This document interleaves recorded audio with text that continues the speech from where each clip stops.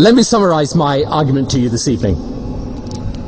Under the momentum of globalization, the world is opening up, and at an astonishing speed.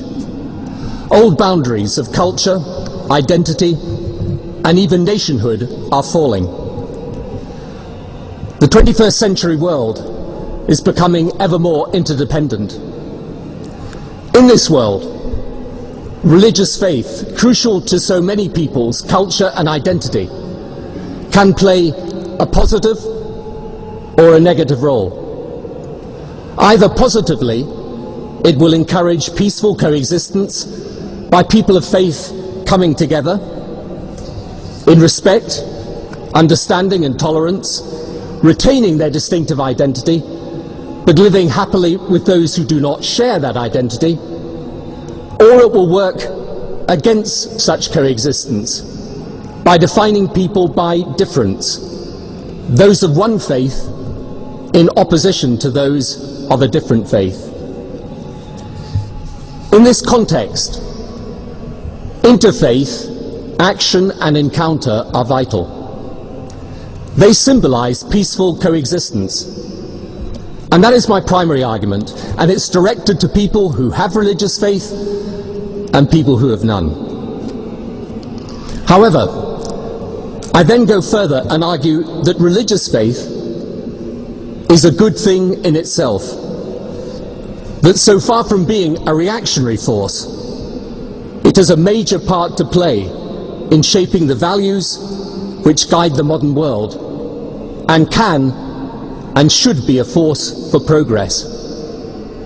But it has to be rescued on the one hand from the extremist and exclusionist tendency within religion today, and on the other, from the danger that religion and religious faith is seen as an interesting part of history and tradition, but with nothing to say about the contemporary human condition.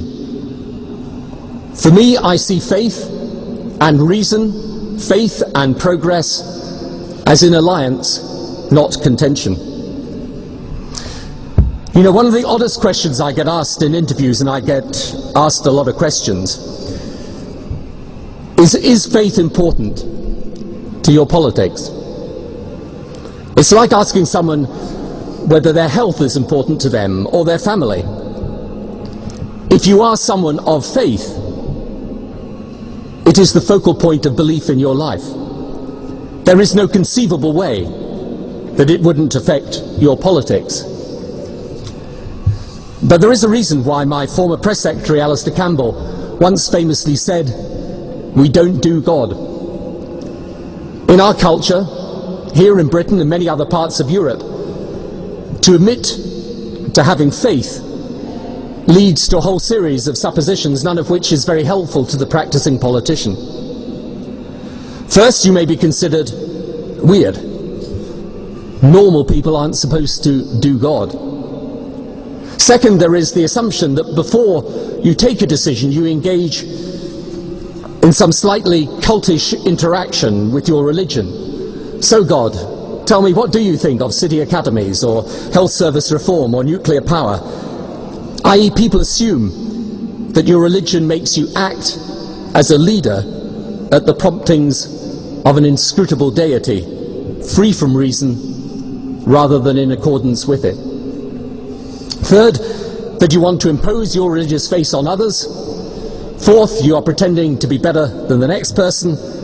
And finally, and worst of all, that you are somehow messianically trying to co-opt God to bestow a divine legitimacy on your policies.